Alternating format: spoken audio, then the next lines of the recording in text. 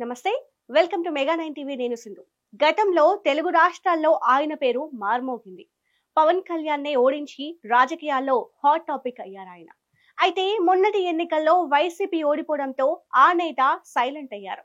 గత ఏడాది డిసెంబర్లో వైసీపీకి గుడ్ బై చెప్పారు. ఇక అప్పటి నుంచి ఇప్పటి వరకు ఏ పార్టీతో టచ్ లో లేకుండా ఉండిపోయారు. అయితే ఇప్పుడు ఏకంగా బీజేపీ కేంద్ర మంత్రి ఆయన ఇంటికి వెళ్లి ఆయనను కలవడంతో ఆ నేత బీజేపీ గూటికి చేరుతున్నారనే టాక్ వినిపిస్తోంది. ఇంతకీ ఎవరు ఆ నేత? పొలిటికల్ గా ఆయన దారెటు?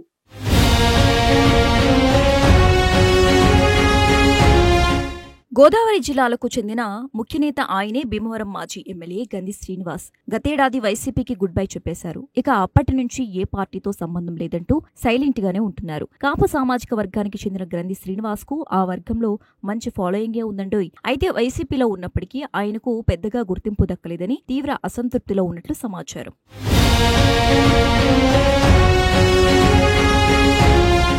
గత ప్రభుత్వంలో మినిస్టర్ పదవిని ఆశించిన గ్రంథి ఆశ నెరవేరలేదు. ఇక ఇదే క్రమంలో పార్టీ ఓడిపోవడంతో ఆయన పార్టీలో యాక్టివ్ గా కనిపించలేదు. గత ఏడాదిలోనే వైసీపీకి గుడ్ బై కూడా చెప్పేశారు ఆయన. ఇక ఈ క్రమంలో గ్రంథి శ్రీనివాస్ టీడీపీ లేకపోతే కమలగూటికి చేరుతారనే ప్రచారం జోరందుకుంది. ఇక ఇదే క్రమంలో ఆయనతో గతంలోనే మాజీ మంత్రులు కారుమూరి నాగేశ్వరరావు, పేర్ని నాని సమావేశమై చర్చించారు. అయినప్పటికీ ప్రయోజనం లేకుండా పోయింది. పార్టీలో కొనసాగలేదు. ఇప్పటి వరకు ఏ పార్టీలోనూ చేరలేదు.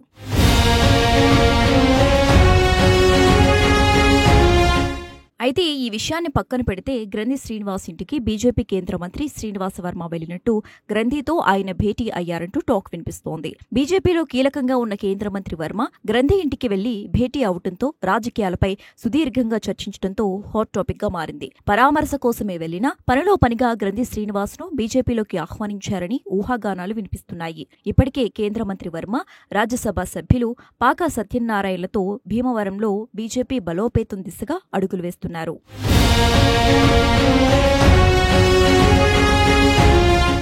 కాపు సామాజిక వర్గానికి చెందిన గ్రంథిని బీజేపీ పార్టీలోకి తీసుకుంటే నరసాపురం నియోజకవర్గంలో కమలం మరింతగా బలపడుతుందన్న ఆలోచనలో కమలనాథులు ఉన్నట్లు సమాచారం.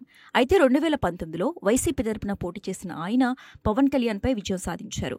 2024లో వైసీపీ తరపున జనసేన ఎమ్మెల్యే పులపర్తి ఆంజనేయులుపై ఓడిపోయారు. స్థానిక సంస్థల ఎన్నికలు సమీపిస్తున్న నేపథ్యంలో బీజేపీ నేతలు పార్టీ బలోపేతం చేసే దిశలో నరసాపురం పార్లమెంటుపై ప్రత్యేక దృష్టి పెట్టినట్లు సమాచారం.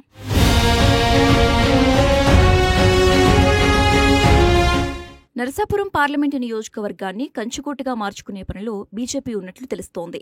అందుకే గ్రంథి శ్రీనివాస్ లాంటి నేతలను పార్టీలోకి తీసుకోవాలని భావిస్తున్నట్లు టాక్. గోదావరి జిల్లాలో కాపుల ఓటు బ్యాంకు ఎక్కువ. గ్రంథి శ్రీనివాస్ కాపు లీడర్, మంచి పేరున్న నేత కూడా. ఆయన అనుభవం, పరిచయాలు తోడైతే నరసాపురం పార్లమెంట్, భీమవరం అసెంబ్లీ పరిధిలోనే కాదు గోదావరి జిల్లాల్లో కమల వికాసం ఈజీ అవుతుందని లెక్కలు వేసుకుంటున్నారు కమలనాథులు.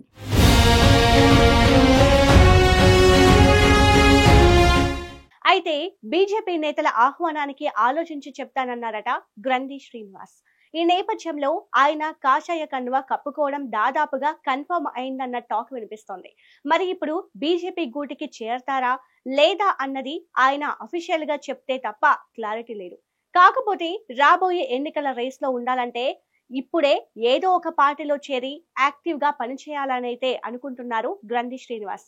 మరి ఏం జరుగుతుందో వేచి చూద్దాం.